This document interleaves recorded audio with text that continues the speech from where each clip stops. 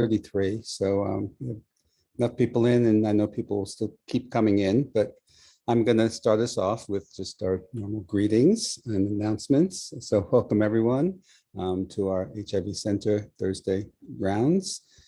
Good to see you all, and this might become hybrid in the not too distant future, and hopefully start seeing more people in person as the spring continues. And happy spring to everyone. So in terms of announcements for upcoming rounds, our second rounds in May, on May 19th, is Valerie Earnshaw, who's talking on substance use disorder and HIV stigma, key concepts, findings, and intervention strategies. Valerie Earnshaw on May 19th. And then I'll just mention the speakers for our June rounds. We have our alumni of our former fellows on June 2nd, and that will be Stephanie Marefka and Jose Bauermeister. So keep that in mind, June 2nd, two of our former postdoctoral fellows. And then June 23rd, we have a very popular speaker who visits us periodically.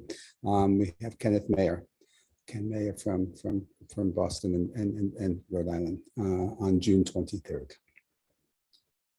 Okay, unless anyone wants to chime in with any other announcement, just pause for a second.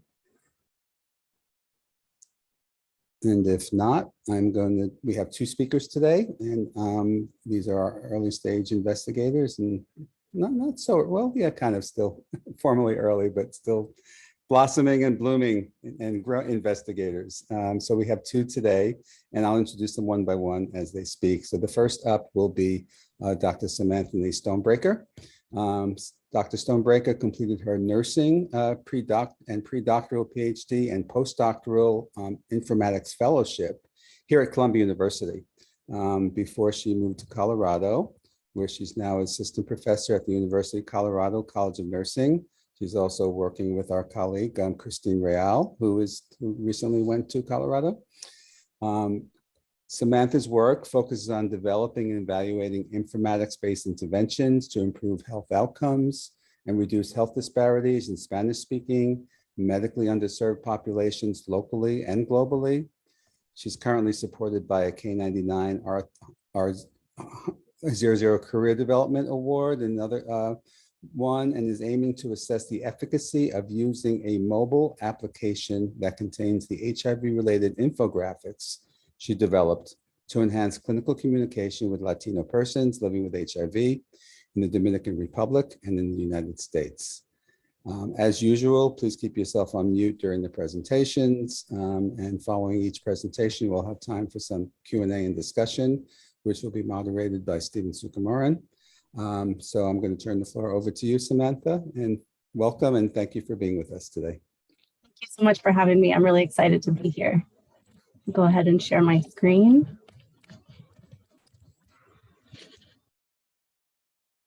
So as was just mentioned, my presentation today is going to be on the development and evaluation of a digital tool to improve clinical communication with Latino persons living with HIV, of course.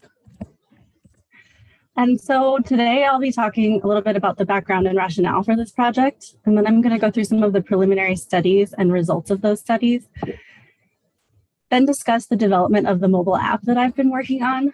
And I'm going to do a little demonstration, sort of walk through the app and how someone might use it, discuss my current study, and then my plans for the future. So a little bit of background. I think maybe this group actually probably already knows all of this, but Latinos experience tremendous HIV-related health disparities. They experience higher prevalence, faster disease progression, more HIV-related deaths, and a marked delay in diagnosis and treatment. And then some of these disparities stem from low health literacy. So Latino people may have difficulty interacting with the healthcare system, may have trouble communicating with healthcare providers, and may not understand complex information, such as what's provided in a health visit related to HIV. And so one of the ways that we can sort of bridge these gaps in communication is by using well-designed information visualization.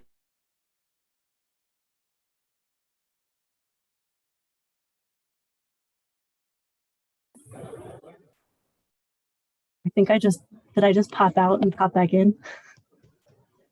Yeah. Okay, well, Reshare your slides. thank you.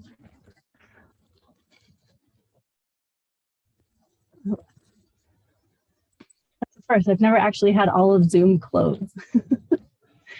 So I was saying that well-designed information visualizations are a way to sort of bridge that gap in communication for Latino people in general, but then also Latino people living with HIV.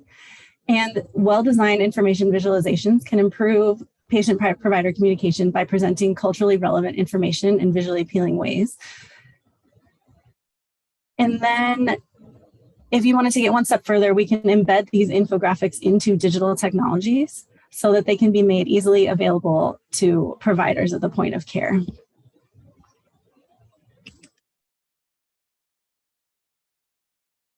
So some of the preliminary studies that I'm going to discuss, I first used an iterative participatory design methodology to develop the HIV-related infographics that I'm going to be discussing today. And I did all of that work in the Dominican Republic. And then after that, I've applied for and received my K99R00 award, which then funds these next 3 steps. So the first was to pilot test the infographic intervention in the Dominican Republic. The next step was to adapt the intervention to United States context and pilot test it among Latino persons living with HIV in New York City. And then the next step is to assess the efficacy of using infographics to improve health outcomes in a multi-site RCT. So first, for the infographic design, I identified the content to include in the infographics through in-depth interviews with healthcare providers and actually patients in the Dominican Republic, and also conducted an integrative literature review on priority information topics to provide during health visits with people living with HIV. Then with that data, we started developing the infographics using an iterative participatory design methodology that included persons living with HIV, their healthcare providers, and visualization experts from Columbia University. And we qualitatively assessed if the infographics were acceptable and likely to be feasible and clinically useful. So that was all during my postdoctoral fellowship. This is an example of one of the infographics that we developed. This is translated to English, and this is actually a later version, not one of the original ones, but this is one of the ones that's current. And so it's tips to help with adherence, obviously. And then you would show this to a person and can say, these are things that have worked for other people. Let's go through some of these and see what might work for you, for example. And so then people have the images and the text to help them navigate this and just to help to provide suggestions about adherence. Another example is if you're discussing viral load laboratory results, this is a really nice way to be able to say where a person's specific viral load falls in. You could mark a line on here and say, for instance, if you're undetectable, you're in this healthy range, or if you have a viral load, for example, of 2000, you're getting at risk of getting sick. And then people can see that the higher your numbers are, you end up more towards this very sick fellow over here. And as you have the lower numbers, then you come towards we call him the superhero, the undetectable superhero person who loves his medication. And so then to pilot test these, and there's a set of 15 infographics, I should have said, that I was pilot testing in the Dominican Republic.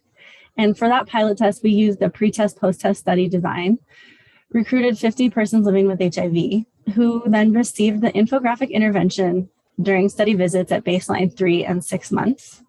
They completed questionnaires at baseline 3, 6, and 9 months to assess those longer-term treatment effects. And then we did in-depth interviews with patients and providers at the end of the study to really see what they thought about participating in the study, and then also about the infographics. And we got a lot of feedback, again, on how we could improve them. So some results from that initial pilot study are there were statistically significant improvements in outcomes such as HIV-related knowledge, engagement with clinicians, self-efficacy to manage HIV, self-reported current health status, viral load. And I put the paper down there because I think that one's pretty interesting. Then the next step was to adapt and pilot test the intervention in New York City. So I conducted a design session with interdisciplinary providers at NYP, and then modified the infographics again to be sure that they were, again, appropriate for the New York context. Then did a pre-test, post-test study, another pre-test, post-test study design, where I recruited 30 Latino persons living with HIV. And that group just had to self-identify as Hispanic or Latino, and they could be English or Spanish speaking. They then received the intervention and completed questionnaires at baseline 3 and 6 months. And I also completed in-depth interviews at study end. So this is basically the same version as what I did in the Dominican Republic, just smaller, which was really great because then COVID hit. And so a smaller study was even more useful at that time. So the results were that we saw statistically significant improvements in HIV-related knowledge, even after controlling for multiple comparisons, self-reported health status, which wasn't still significant after controlling for multiple comparisons. And all of the outcomes showed improvements, though the changes were not significant. And we then got a lot more feedback from participants regarding the acceptability and utility of the intervention. So at the same time that we were doing these pilot tests, we were incorporating the infographics into a mobile app, which is called InfoVis for Health. And so the idea behind the app is that it includes this set of HIV-related infographics. As I mentioned, they're designed to improve communication. And I'm going to be working on integrating the app into electronic health records through FHIR so that they're easily accessible at the point of care. And now I'm going to take a second to share the app. Bear with me, it takes just 1 second to pull it up.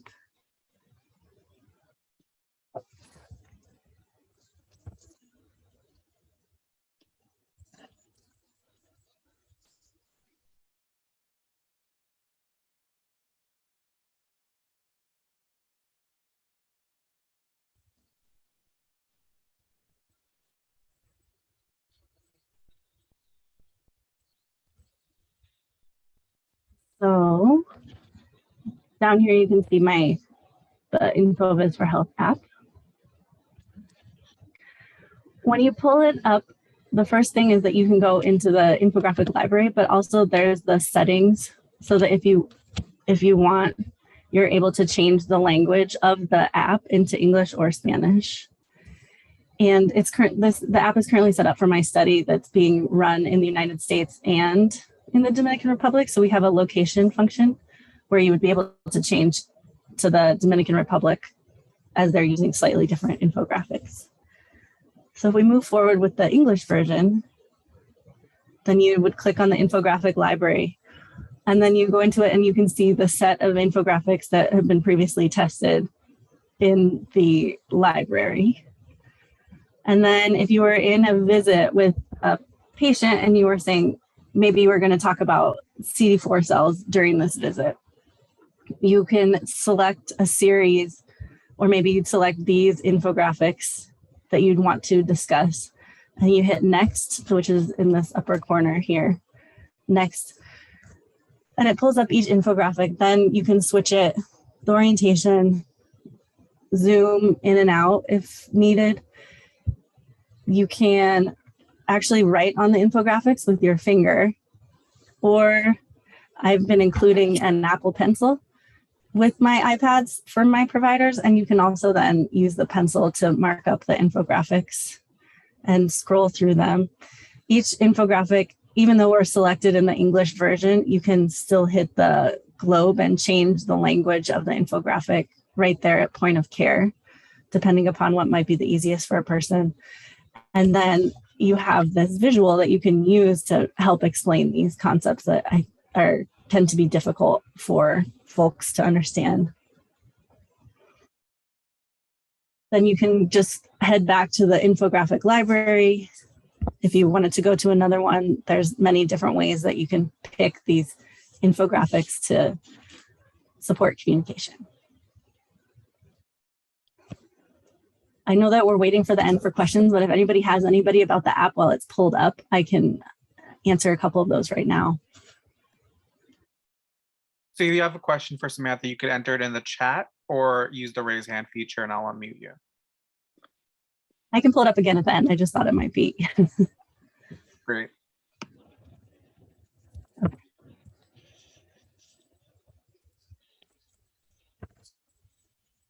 So the next part was then to assess the efficacy of using this app in a multi-site RCT. So I have two sites, as I mentioned, one's in Denver, Colorado, and then the other one's in La Romana in the Dominican Republic.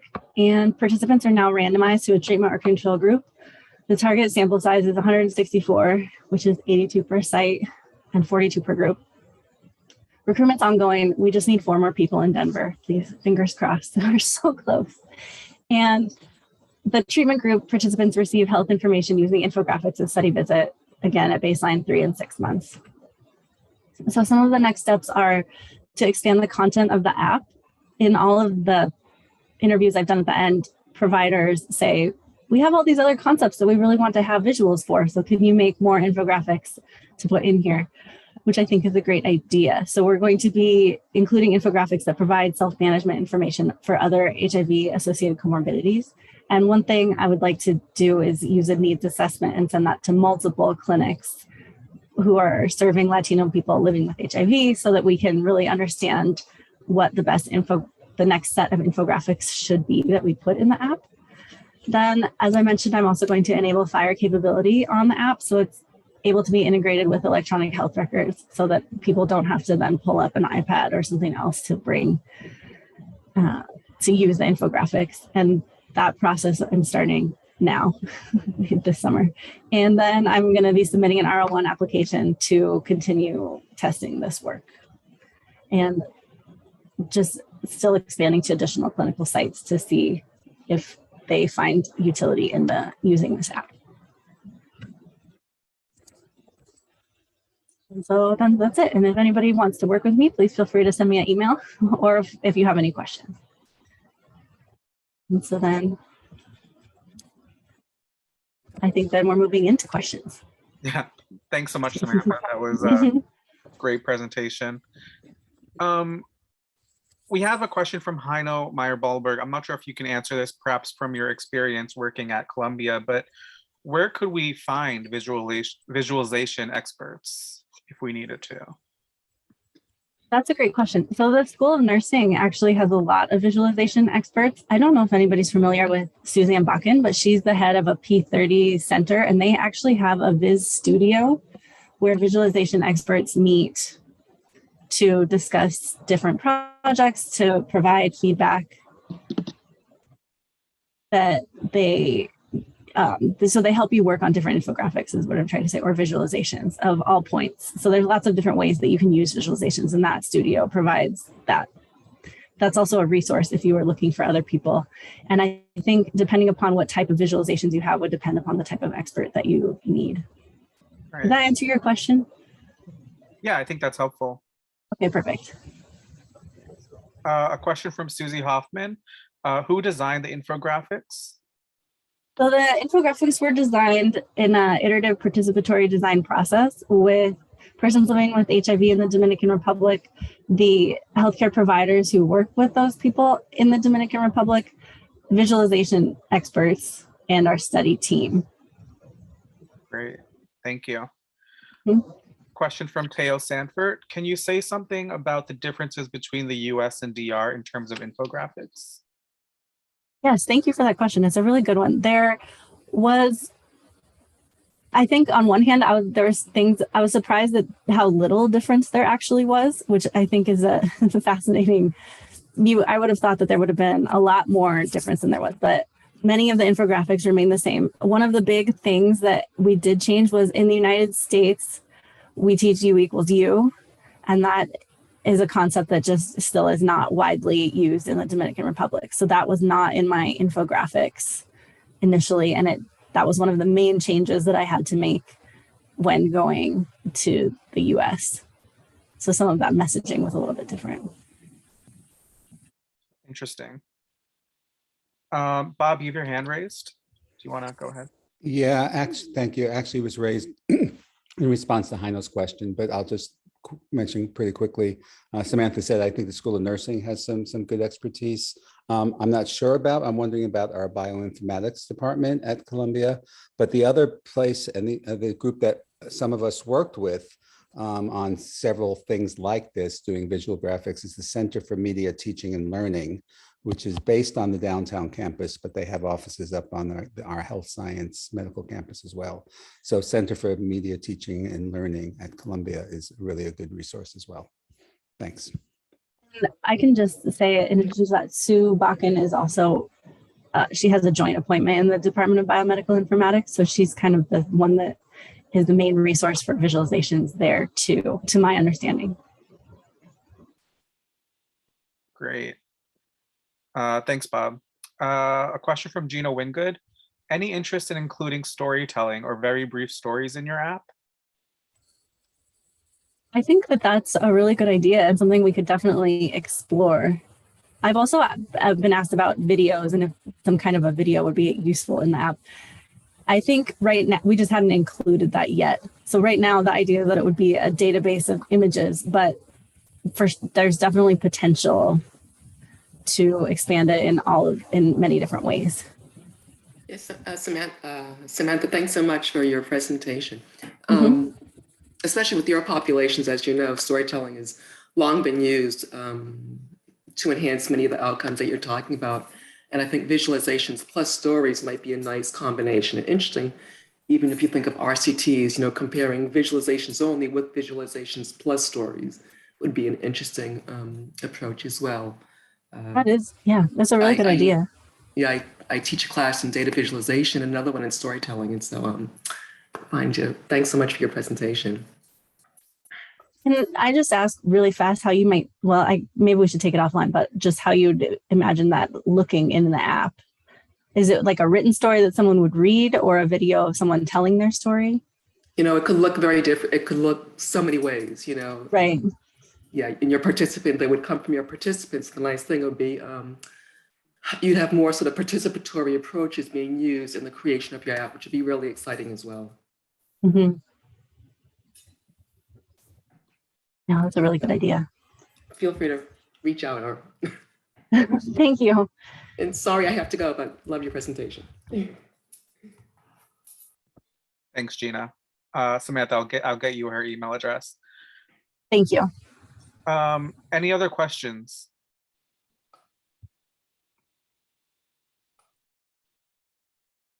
If not, Bob, I'll turn it back to you.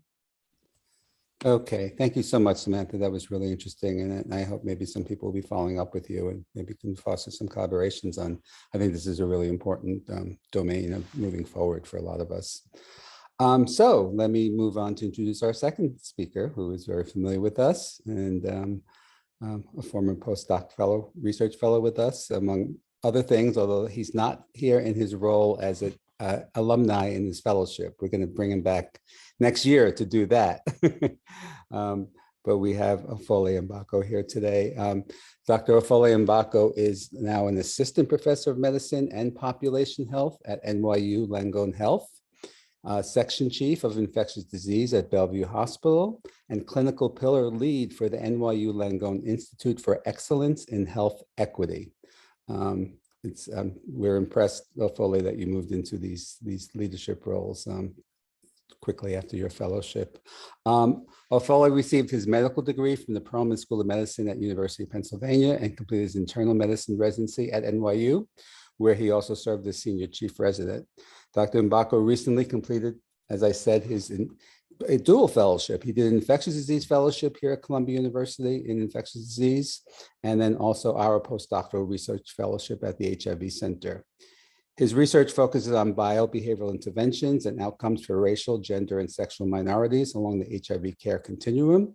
He's interested in the impact of interventions such as immediate antiretroviral therapy, IART, which we're going to hear about today, and novel technologies on retention and care, ART adherence, and viral load suppression among marginalized populations. And I'll just mention that his broad interest also is importantly in how trauma, structural racism, and homophobia impact HIV-related health outcomes. So welcome, Ofole. Thank you for being here, and the floor is yours. Thank you, Bob, and it's wonderful to be with this community as always. And I missed you all, so it's great to be here. So I'm going to dive right in because I do have many slides, so I'm going to kind of whiz through some of the background stuff so I can get to the study. But this is the title of my talk today, and this was funded by the HIV Center. So the background in terms of immediate antiretroviral therapy, or IART, it's also known as a test and treat strategy, or rapid ART. And it's defined as same-day initiation of antiretroviral therapy or as soon as possible after diagnosis without waiting for initial blood work. There's no real universal agreement about the time frame that qualifies as IART. I've seen everything from same day to within 1 month.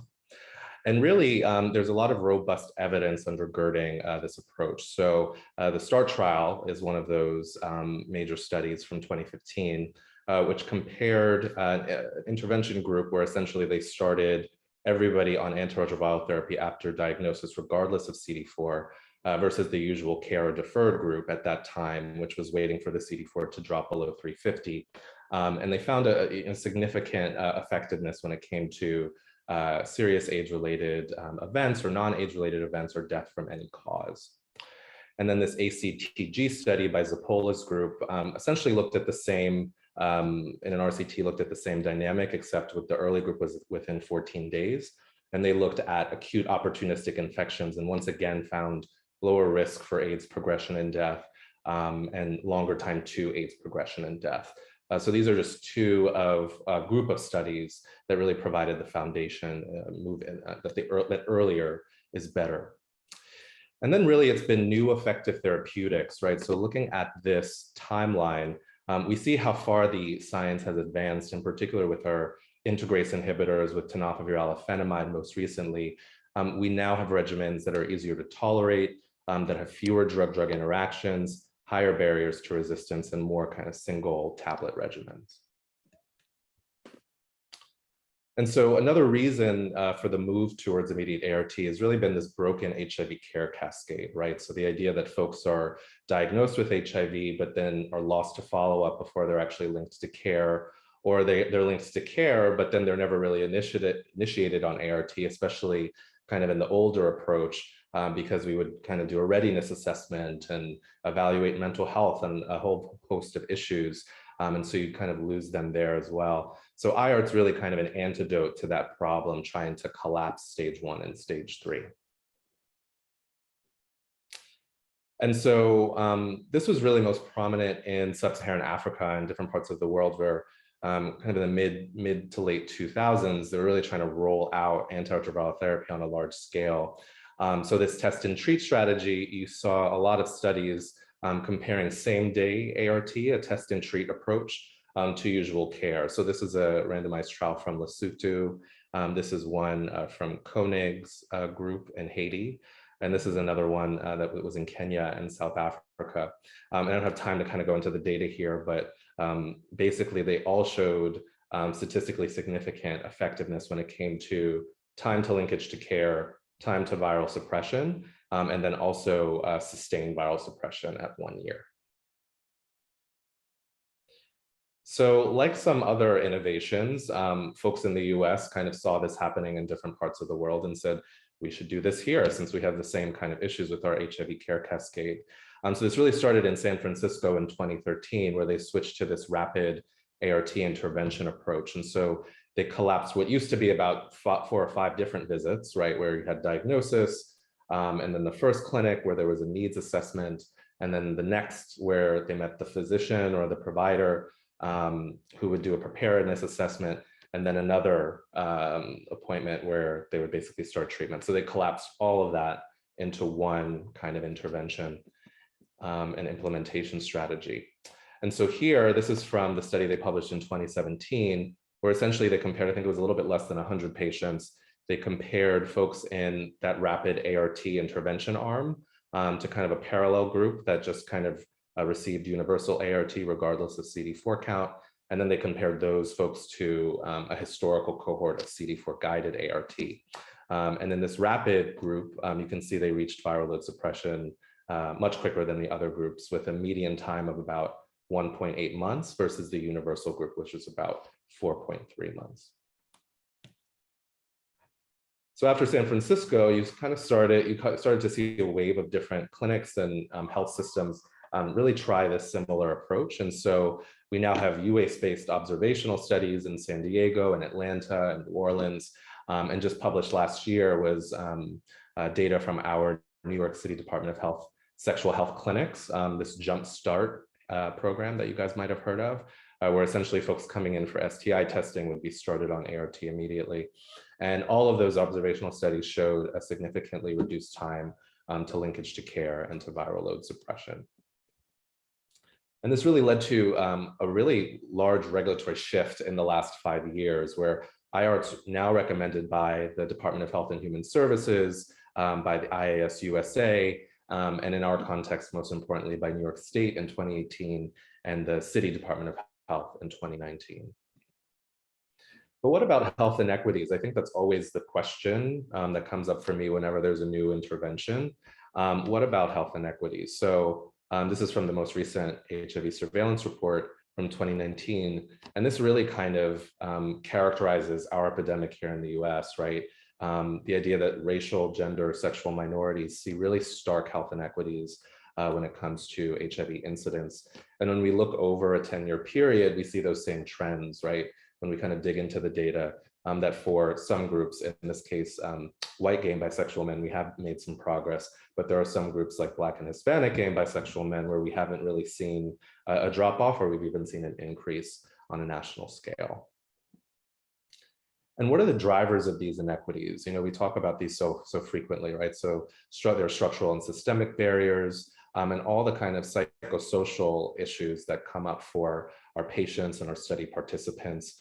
And I really like this graphic from one of the NASTAD toolkits called the bar before the bars, right? Because what it basically shows is when we're looking at the HIV care cascade, before we even go down that route, there's this whole bar of stuff, right, that dictates whether someone's successful along the continuum.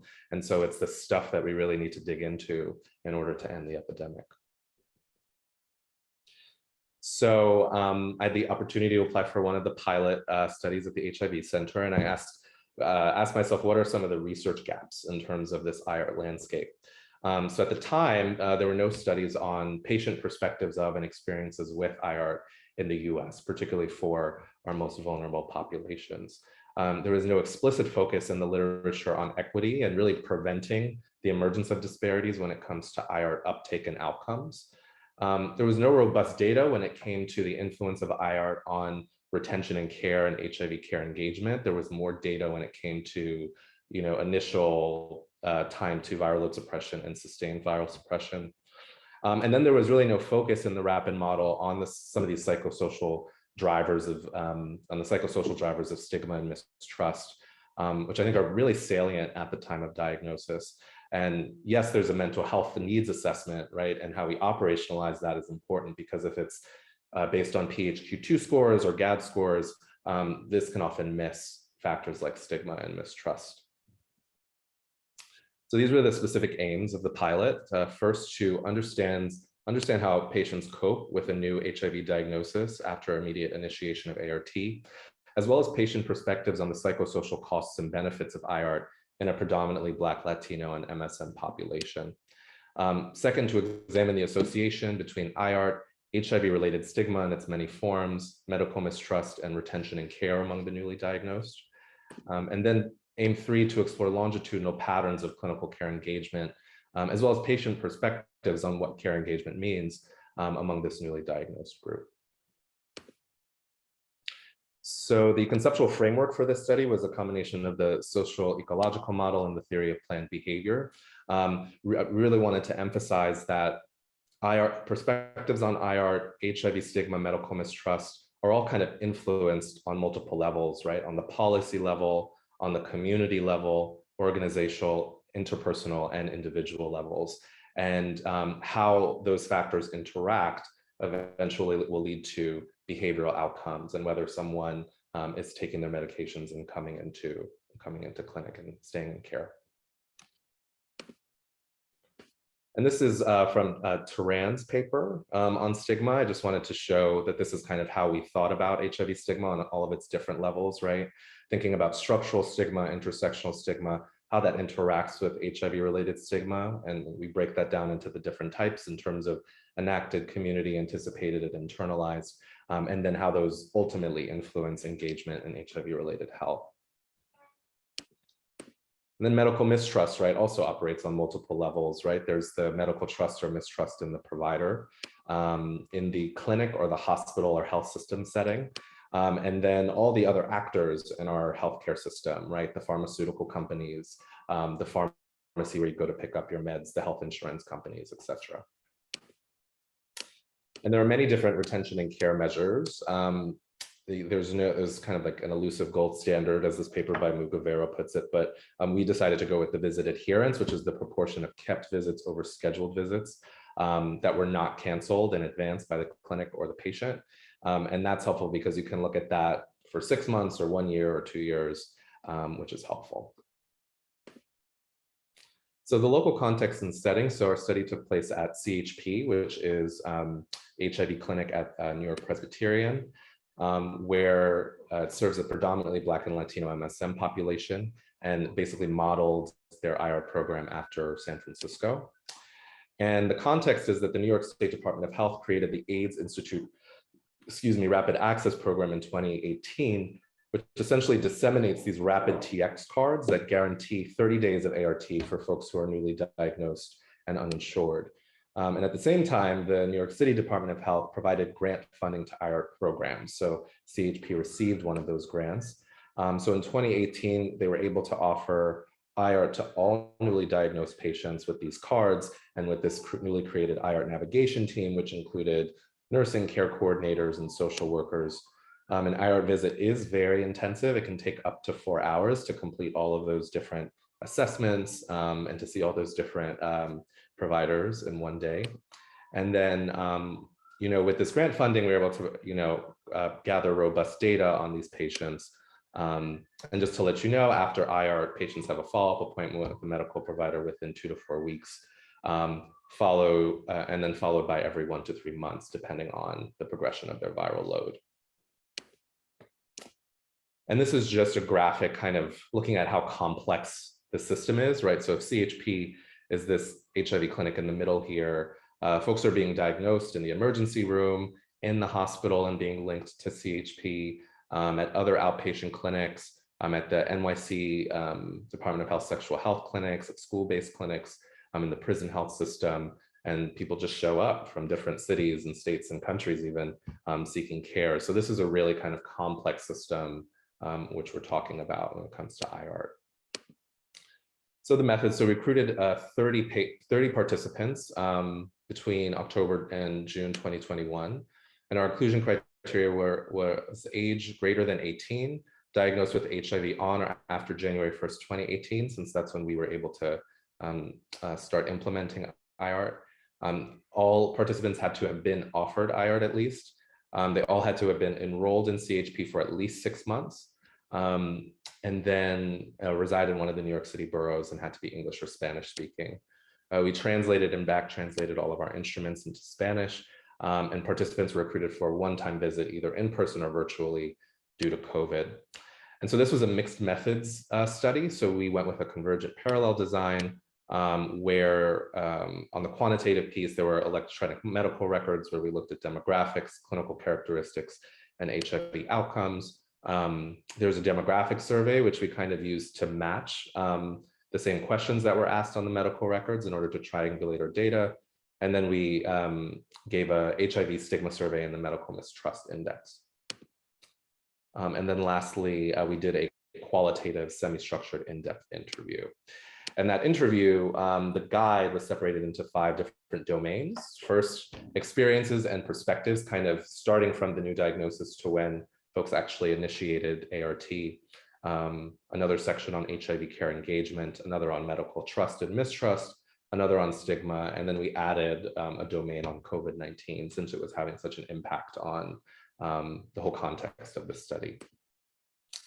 We made sure the interviews were grounded in our theoretical framework, kind of asking about issues on all of those different levels, which we discussed. The interviewers included me, my research coordinator, Claire, who's fantastic, and Javier, who you guys know well, who was gracious enough to conduct our Spanish language interviews. They were all audio recorded and professionally transcribed and translated. So for the analysis, we used descriptive statistics for our survey and chart review data. We used Fisher's exact test, Mann-Whitney U-test, and ANOVA to assess associations with our variables. And then we used the HIV stigma survey and the medical mistrust index, we use box plots and bar graphs to really kind of understand the distribution across time to ART. And in-depth interviews, we analyzed using deduce. We developed an initial code book using a priori and emergent codes, independently coded the transcripts and calculated intercoder agreement. Inconsistencies were discussed among the team. And then we used the deduce co-occurrence function and comprehensive data display to kind of see where these variables of interest intersected. And then conducted a thematic analysis.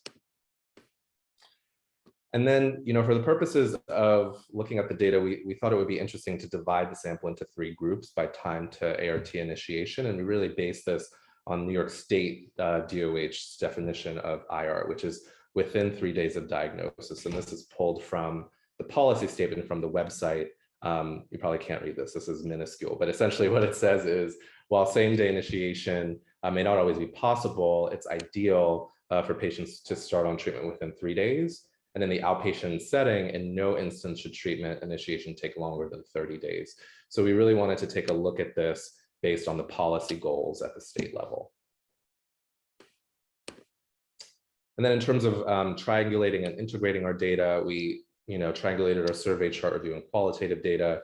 For example, our race and ethnicity data in the EMR had significant disparities, even among this discrepancies, even among this small cohort. And that's really due to inconsistencies with how the data is collected, and also the high number of Hispanic and Latinx participants who often answer the race question differently than other groups. And so we kind of use the survey data for clarification for a lot of the kind of either missing or unclear data. And then we kind of merged both the quant and the qual data into an integrated table. So our results, so all patients initiated ART, 8 initiated within 3 days, 17 between days 4 and 30, and 5 started after day 30. IART occurred in many different contexts, right? So some folks started in the ED, some folks started in the hospital, some folks started in primary care or one of the sexual health clinics, or in urgent care, or at a community-based organization. 20 interviews were conducted virtually, and 10 were in person, and 26 were in English, and 4 were in Spanish. And this is just showing the initial antiretroviral choice, right? So you can see the integrase inhibitor-based regimens, Victegravir, dolutegravir, alvategravir, really were the vast majority of regimens. So I'm not going to go through all the demographics. We did kind of look to see if there were differences between these 3 groups, but there were really none in terms of these characteristics. So this is a group with a median age in the mid-30s, mostly from the US, mostly English speaking, mostly Black or Hispanic, mostly men, and mostly identified as gay. And then the stars, these were just where the p-value was less than 0.05, even though these are very, very small numbers. This is just exploratory. But you can see that middle group between days 4 and 30 had a slightly higher income. And then in terms of number of comorbidities, the group that started ART greater than 30 days had more folks reporting 3 or more comorbidities in that group. And this was an interesting finding, which is consistent with the literature, which is that there's a correlation between time to ART initiation and days to linkage to care and days to viral suppression. So the faster you started ART, the faster you linked, and the quicker you reached viral suppression. And then just looking at visit adherence at 6 months, that middle group had a higher visit adherence than the folks that actually started right away, or the folks that took more than a month to initiate. So these are just looking at the HIV stigma scores. So we're just sticking with the mean values here. So interestingly, the folks that started the same day or within a few days and the folks that started after 30 days had higher stigma scores.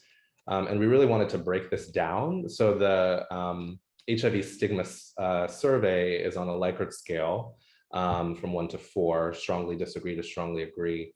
And it really comprises different types of stigma, right? So it looks at personalized stigma, which corresponds to enacted stigma or discrimination, perceived stigma or an anticipated anticipated stigma.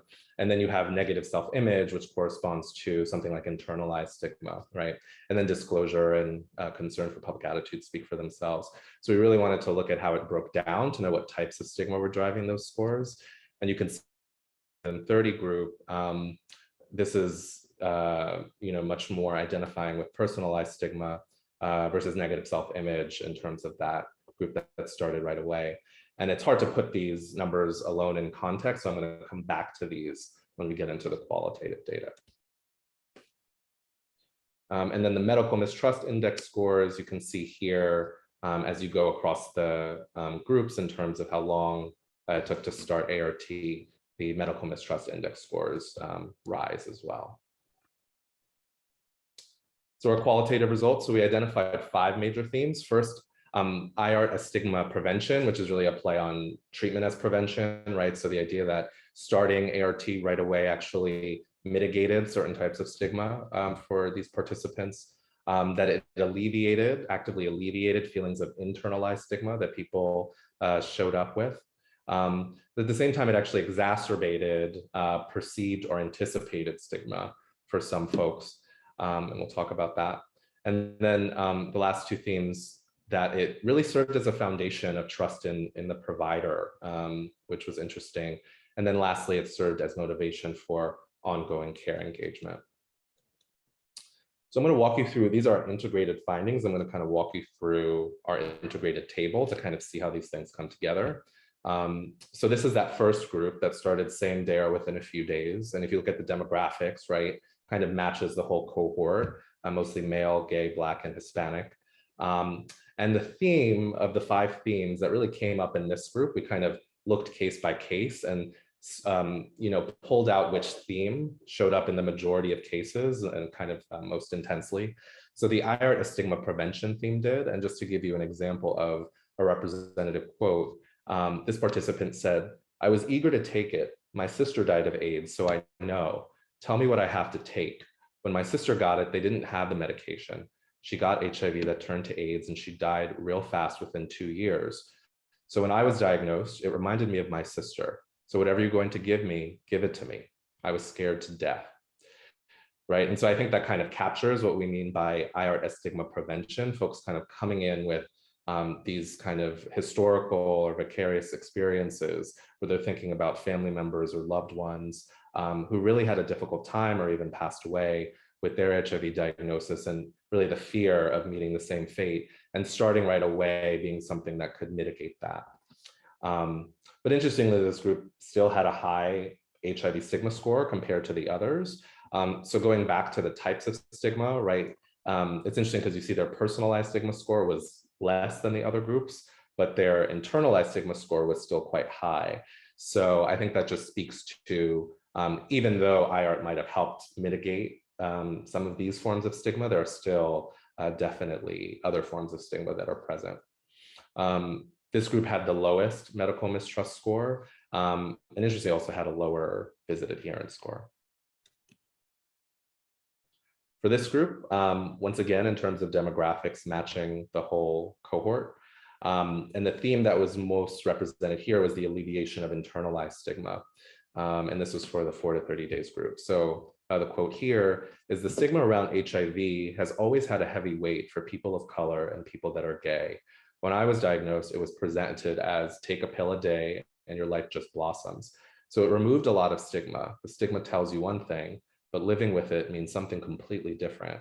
So getting the medication quickly helped lessen a lot of my own personal feelings of stigma," right? So this person talking about really kind of that intersectional nature, right? Which is, I think, a lot of what our patients come in with, and what these participants come into our studies with, which is that they understand the stigma that travels with being a person of color, or travels with being, a sexual minority, and HIV just kind of layers onto that. And so starting the medication right away actually serves as a way to alleviate some of those stressors. This group, interestingly, had a lower HIV stigma scale score than the other 2 groups. It was kind of difficult to put this into context with our stigma scale score numbers. I'll just point out here that you see that this group this middle group is really kind of strongly disagreeing with some of the internalized stigma questions, but certainly still have a level of stigma left. And then they actually have the highest visit adherence. And this is our last group. So this is the group that was took over 30 days to start ART. So this group, interestingly, as opposed to the rest of the cohort, more identified more as straight and than the other cohorts, which were more gay identified. And the theme that came up most here was exacerbation of perceived or anticipated stigma. And I'll read this quote. So at the pharmacy, at first I was ashamed when I had to go get the medicines. Everybody looks at you when you go to the pharmacy if there are new employees. I thought that in this country, it was different because it's such a developed country. But even here, they still look at that. Even at my job, that hasn't happened to me. So this was also a really interesting finding because, I think sometimes when you think about IART, you just think about the clinical setting, but I mean, the pharmacy plays a big role, right? Unless you're just giving the person a 30-day pack, the person has to interact with other folks in the system. And so multiple participants kind of talked about really stigmatizing experiences and really, almost nearly traumatic experiences going to pick up their medication for the first time. Another participant talked very poignantly about having a lot of different chronic medical conditions and always having to go to the pharmacy and seeing the same pharmacist. But the first time she went to pick up her antiretrovirals, that same pharmacist just looked at her differently. And she just talked about standing there feeling ashamed. This group also had a higher HIV stigma scale score. And you can see here, it actually matches up with some of the personalized stigma, right? So personalized is another word for enacted or anticipated or perceived. So they actually scored highest on the Likert scale as a group when we broke down the scores. And this group also had the highest medical mistrust index score and also had a lower visit adherence. And then just to touch on these last couple themes really quickly. So IART as foundation of provider trust, this participant said, it made it easier to talk about my diagnosis. Taking that medication so fast, it allowed my relationship with my providers there to be built from the ground up. It's the foundation of the relationship. So you really see here, that kind of initial decision being made about the patient's health, if it's done right, can really kind of serve to form this important bond between patient and provider that can just be built on moving forward. And then IART as motivation for care engagement. This participant said, taking the medications right away made me actually more eager to go to the doctors because I want to see my progress. I wanted to reach the milestone of being undetectable. And after I reached that milestone, I look forward to going to the doctor every time to make sure I'm still undetectable. So this kind of matches up with, I think, a lot of other health conditions, right, which are kind of based on how your numbers progress over time. I think starting ART so quickly, folks are really motivated to kind of see how those numbers change and move and feel comfort knowing that that can kind of track the progression of their health. So the limitations of our study, so all participants were retained in care, which of course introduced some selection bias into our results, missing the crucial perspectives of those lost to follow-up or not consistently in care. Our study looked back rather than forward. So ideally, we want to know how these scores are changing longitudinally, including before, ideally, and at least at the time of diagnosis or IART initiation. And we really inferred how these scores would have changed using our qualitative data in this pilot study. And this study only covered 6 months of visit adherence, and really a longer period of observation might yield more crucial data on HIV care engagement over time. So major takeaway points. So first, we learned the importance of a mixed methods approach, right? So doing this on a larger scale, we want to make sure that data that's collected from the EMR, we know kind of where those weak points are. So we know what needs to kind of be on a demographic survey, and also being able to just kind of map out that process of when you were diagnosed, when you tested, when that test came back positive, when you actually received that diagnosis from someone, when you actually got to clinic. That's a really kind of complex process that sometimes is difficult to glean from just the EMR, even a survey. So a mixed methods approach was really important here. We learned that shorter time to IART led to shorter time to linkage to care and to viral load suppression, consistent with the literature. For the group that started same day or within a few days, IART appeared to mitigate the development of some forms of stigma, but not all, as this group still scored highest on the internalized stigma scale. For those who initiated after 30 days, anticipated or perceived stigma really led participants to hide their medications or highlight difficult experiences picking up ART at the pharmacy. And this group had the highest level of mistrust and a lower visit adherence. And they may share some features with those patients who are disengaged from care. IART was one of the first opportunities for shared decision-making, as well as to build trust and engage with one's provider. And then lastly, universally, IART was a basis for ongoing care engagement to really quote unquote follow the numbers and monitor viral load progression. So next steps, so our abstract was accepted to AIDS 2022, and hopefully the manuscript will be submitted this month.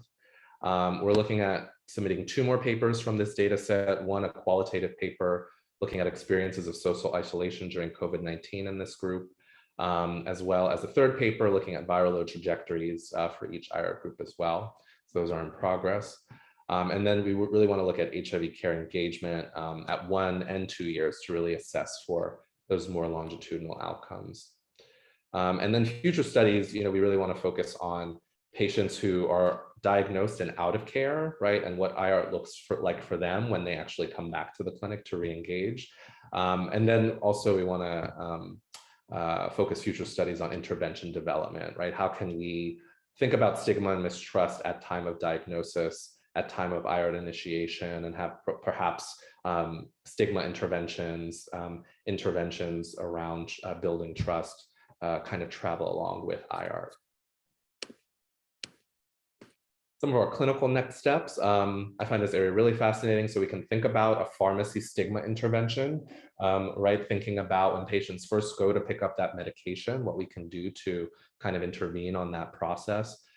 Thinking about enhanced peer support models, right, when someone's diagnosed in such a vulnerable time. And then of course, thinking about provider re-education, right? How can we have providers and systems think about being more trustworthy and reducing stigma from the beginning? And then this is exciting. I've been collaborating with the New York City Department of Health and their IART team, and Bisrat Abraham, who's become a good friend of mine, I remember she gave her presentation, I think this was pre-COVID because we were all in the same room, which at this point seems preposterous, but essentially they have a clinical operations and technical assistance program.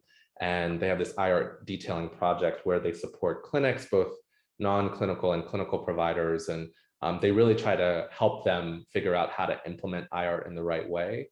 So I've linked with them and really kind of tried to think about how I can translate this ongoing research into policy and kind of dissemination of some of not only the information, but hopefully ultimately an intervention.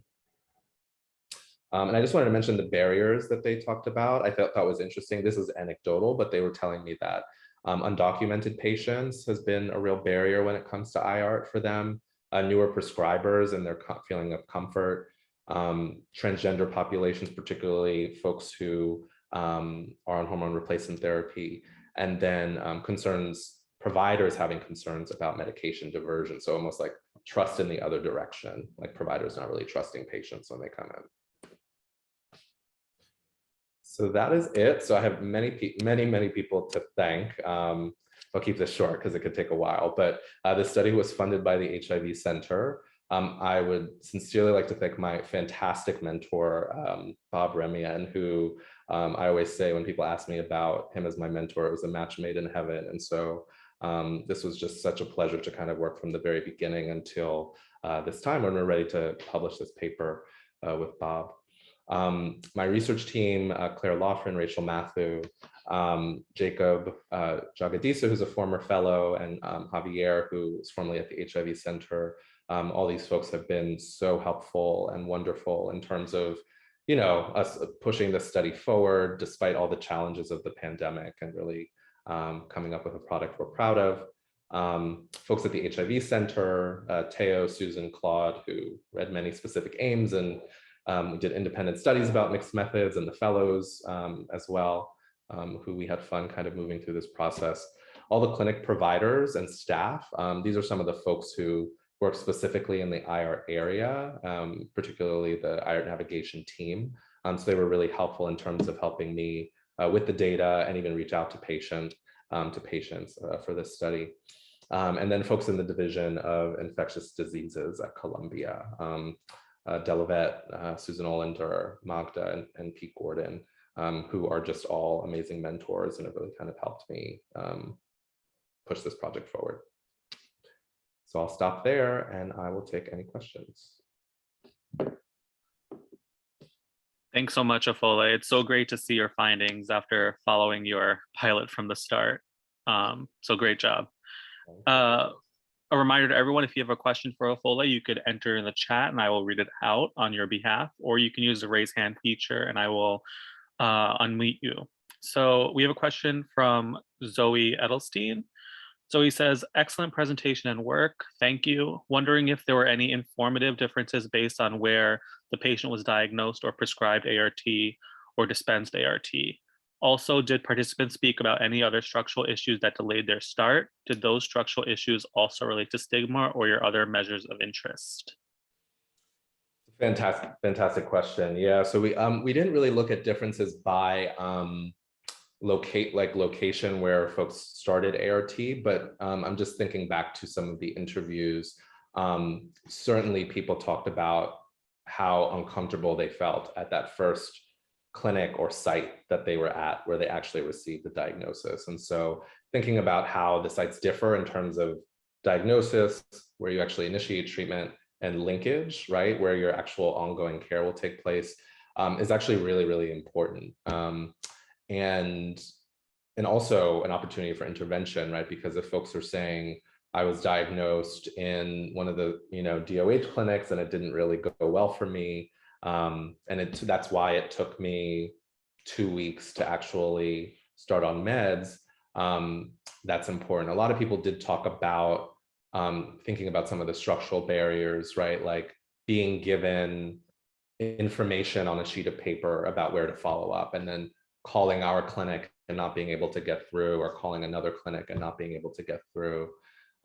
So even though we know this is such a vulnerable and important time and really kind of dictates the trajectory of the care cascade, it's still not easy for patients. So while they're dealing with the isolation and a lot of the psychosocial issues we're talking about here, they're also dealing with calling clinics and not really knowing where to follow up, or going to places where folks are kind of confused about why they're there. And so trying to navigate this very complex American healthcare system when really they should just be focusing on themselves, start that transition to living with HIV, and they should really have the support they need. But I think we're really seeing the shortcomings of the healthcare system in a lot of different ways at this time for these patients.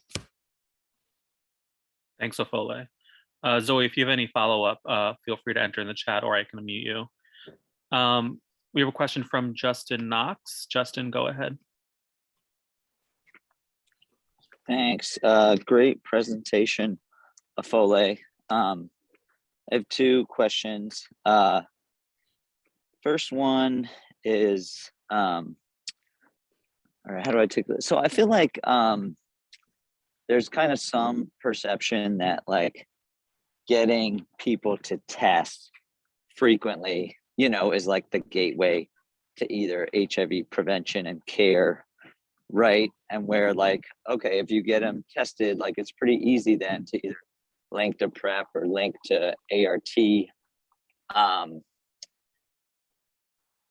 Whereas, I like the work you're doing here, right? Like, I know everyone that you interviewed was retaining care, so you probably wouldn't have great perspective of like why certain people don't make that linkage, right? But from the success stories, I guess, even though there were issues of stigma and concerns about that, it seems like people, generally, right, got onto ART and are, hopefully in care. So I was just wondering if you were thinking of like, did they describe interventions or things that made that possible that worked, or any insight into why, like why that worked in this setting? And then the other question, maybe related, is I don't, maybe I missed it, but did people talk, were they asked about substance use and other like mental health issues other than stigma, or did that come up in conversations, or what did you learn about the roles that those two issues played in these participants' lives? Thanks. Thank you, Justin. No, those are two great questions. Yeah, I mean, I think I completely agree with you in terms of how you're contextualizing this data, right? Because these are really, as you said, the success stories, right? The folks that, even though there's a range of time periods where they started ART, these folks are mostly in care. I do have plans to apply for a diversity supplement with one of my mentors who has a study basically where most of the population are specifically young Black and Latinx participants who are not in care. So hopefully we'll have more data on that at some point moving forward.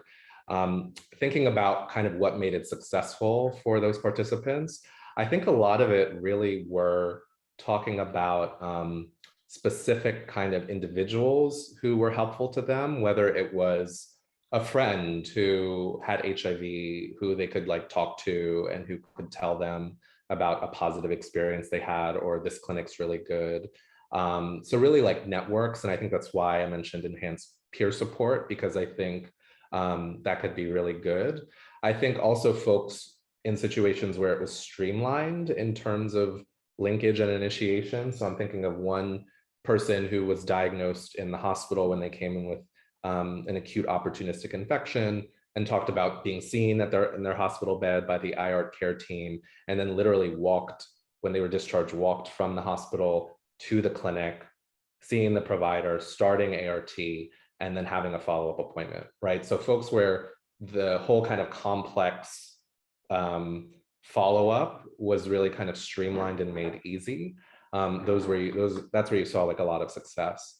And then substance use and mental health. Yeah, so definitely that did come up. In the demographics table, it was like a quarter of the overall group either had an ICD-10 diagnosis with mental health or substance use disorder.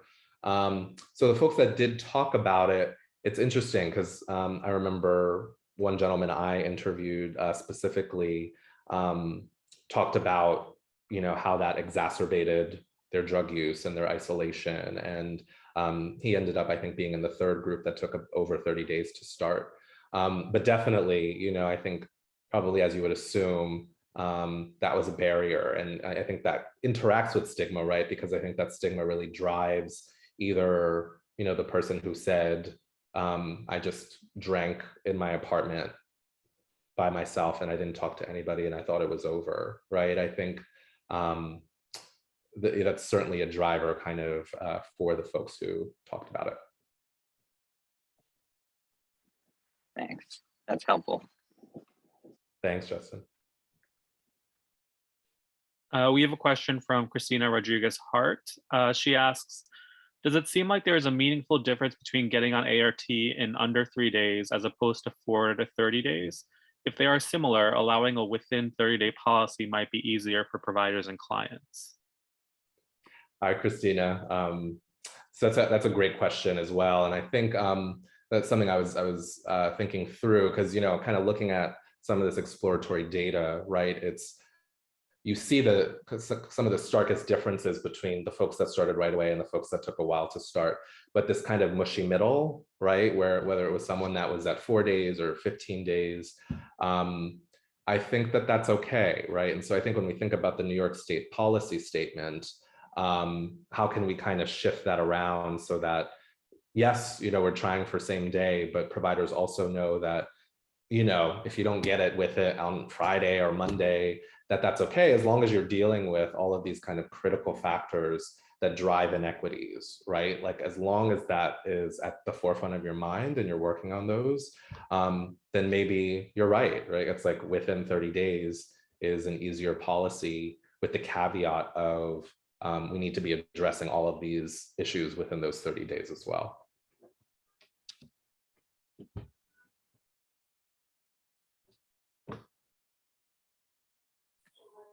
Thanks, Ofole. Susie, go ahead. Yeah. Hi, Ofole. That was really fascinating and great work. Lots to plumb in that work further. So, two kind of technical questions. The first one is kind of picking up on what Christina just raised. I remember you saying, actually, at some point, either in a prior presentation or in the manuscript writing workshop, that you actually thought that for Black sexual minority men in particular, issues around medical mistrust might make the goal of initiating within 3 days a bit unrealistic, and that these people perhaps needed a little bit more time to work through some of the issues around medical mistrust. Did that come out in this work in any further way? Yeah, thank you, Susie, and great memory. I loved your manuscript writing workshop where we kind of dug into this pretty deeply. Yeah, so that was definitely a hypothesis of mine. I thought the finding that was interesting, kind of going back to that first group who were, minority, sexual minority men, mostly Black and Latinx.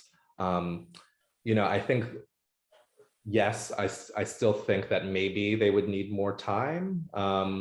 But what I think from the data was important to me is kind of that historical trauma and the role that starting right away actually helped mitigate there. That's something I wasn't necessarily accounting for that came out very strongly in this data.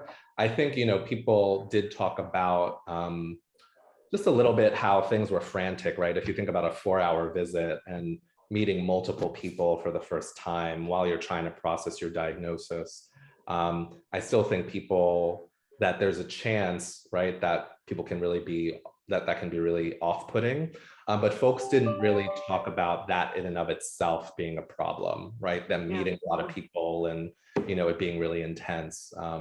They didn't talk about that. So I think it really depends on how it's done, that implementation strategy at the end of the day. So that's actually interesting that you had that hypothesis and it turned out a little bit differently. Yeah, but I will say, Susie, I think, again, like I came back to how there's a selection bias in this sample. So I still kind of think I can get this supplement and look at this disengaged group. Am I going to find a group of folks who are young, Black, Latinx, men who have sex with men who say, you know what, I was diagnosed and I need a little bit of space. I need a few days. Like I don't need to see 12 people and I don't need a pill pack in my face. I think we might still see that arise in a different. Right. Good point. Stephen, can I ask another question? Sure, go ahead. Yeah. This is a little more technical. What's interesting to me is you were talking about, time to linkage to care. And in the quote, the old days, we used to think that the steps were linkage to care and then initiation of art. And so it's just interesting how now this has sort of shifted the steps in the cascade. And I wasn't understanding at first what you meant by linkage to care, because these people are initiating art. Isn't that linkage to care? So what is the measure of linkage to care in this kind of new framework? That's a great question. And that, and it has become much more complex, particularly if you're being diagnosed and starting treatment in the emergency room, and then you're linked, days later. I think the way we are defining it is kind of linked to a site that can kind of have longitudinal care. So a site like ours, right? So not a CBO, not one of the DOH sexual health clinics, not the hospital inpatient side. But once you're linked, that means that there's an opportunity that you'll be seeing a provider over time. They'll be tracking your viral load, and you can actually, have care engagement over time. So these are kind of people who are initiating in a place where they wouldn't be getting ongoing care. That makes sense. Exactly. Yeah. Thanks. Thank you, Susie. Bob, go ahead. Thank you, Stephen, and thanks, Ofole. That was, of course, I thought a really great presentation. And you know, it's nice to see the linkage of your work with what Samantha presented and thinking about how we communicate to patients, you know, including like things like visualization and understanding, increasing motivation for care. But my question, you know, and also I wanted to comment, I thought that was a really expert, well done and rich mixed methods approach that you shared with us. You know, a lot of people do mixed methods, but I just thought the way you interwove those mixed methods was really very well done. So, I mean, look, not only are you a brilliant researcher, but I think it's obvious that you are most likely an amazing provider. I mean, I think we would all be so lucky to have a provider like you. And you've written about this. I put in the chat, you know, your Lancet piece that just came out this week, and you have other pieces like that. But if I can put you on the spot, given that all you presented, given these findings, and being a frontline provider yourself, what would you advise very practically to clinicians and clinical teams at this point in time? I mean, I think answers to this are probably were sprinkled throughout your presentation, but I'm wondering what you think is practical and doable for providers in busy clinics, given these findings. I mean, just what would you say, speaking to clinicians? Here's some things you can do to address these concerns. Most definitely. Oh, thank you, Bob, and thank you for always kind of amplifying and championing me and sending out the article. You know, I would say, I think that that bar before the bars graphic that I showed, right? I think that explicitly focusing in that bar and not really saying, okay, we're gonna handle all of the different things that are coming up in that bar, because that's impossible, right? But I think for a clinical site and for a provider to say, I'm going to try to tackle something in that bar in some way I can, right? So I think that, I'll just give you an example. For one patient of mine, I'm thinking specifically, who was diagnosed in March 2020, actually came in with a stroke and then ended up, his HIV test came back positive. I've been seeing him for 2 years. To this day, when I see him, he comes in and talks about how traumatic that experience is, how he was treated as a Black man in the hospital, how when he was, you know, discharged, no one cared about him, no one followed up with him, no one called him. He had aphasia, so he couldn't speak. And so he would call people and they wouldn't hear him. He would show up to offices, people couldn't understand him. That was really traumatic for him. And I think when I first met him, probably in May or June 2020, what I focused on was really the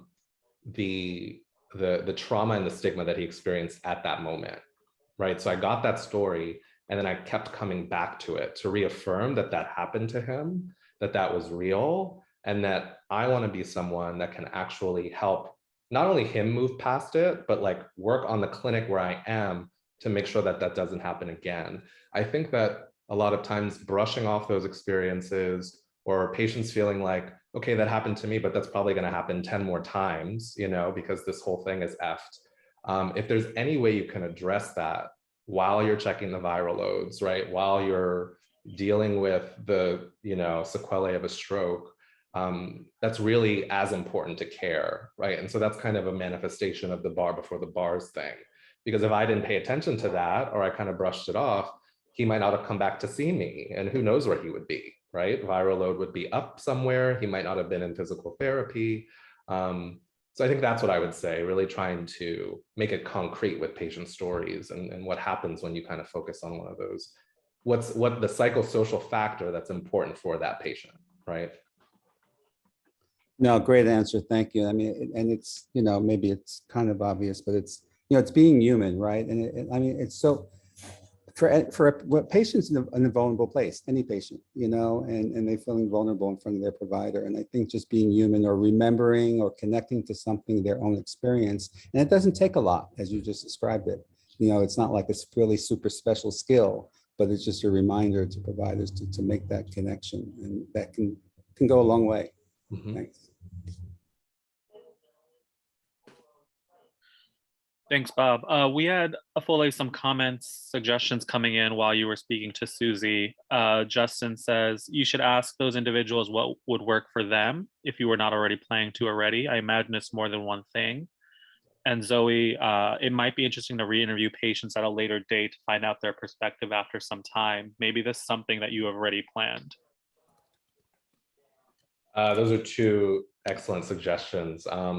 So we actually, I think it was before the latest COVID surge or whatever, we were talking about reaching back out to our participants, and we met as a research team and started talking a little bit about how we wanted that to look and in what form we would do that. And because we did kind of leave a little note in the consent process that we might be reaching back out to you. And so that's something we're going to go back to and think about. So I think that these two suggestions are great, kind of thinking about, either re-interviewing or for the folks, in the greater than 30-day group, what could have worked explicitly, I think are great ideas. Thank you. We have time for one last question. Claude, go ahead. Hi, Ofole. So amazing to hear this. I won't do my usual embarrassing thing. I have the whole world knows I think you're amazing, so I won't repeat that. But I do have a question following up on Bob's question to you, because I think part of what is amazing about some of this work and how you are as a provider is the time you take to hear people's stories, following up on Gina's storytelling comment earlier with the first presentation, which was also great. But that takes time. And I was with a cardiologist yesterday who was talking about having 20 to 25 patients in a day scheduled. And so that's 3, and storytelling takes time and listening takes time. And I'm sure in the HIV clinic, it's probably even more. And so in this era of medical systems as money-making or, needing, I won't put it that way, as you need to keep a medical center financially viable, but also balance with hearing the stories and the human connection and the work that has to go into these early sessions.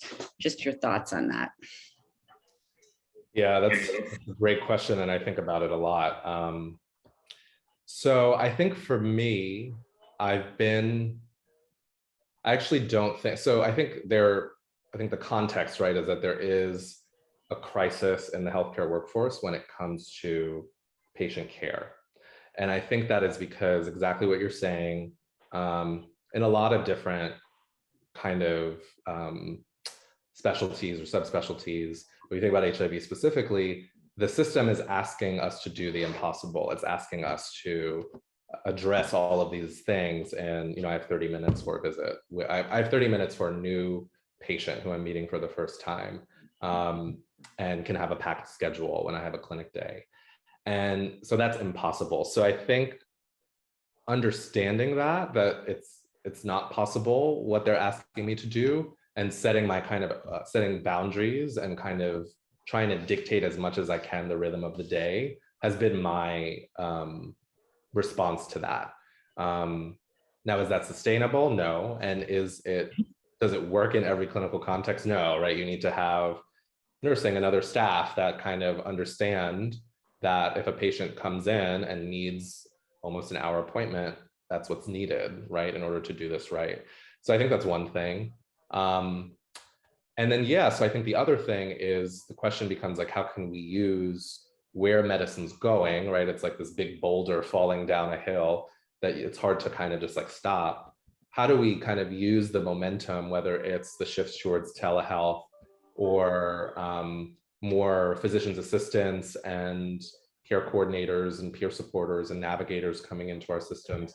How do we use that to do some of this work well, right? Because I also believe that it's not just the provider that needs to be the person that has the closest relationship, but it does need to be someone in that clinic that someone feels comfortable with, that they can call when they have a problem, that they know that that person is open to them and they feel connected to.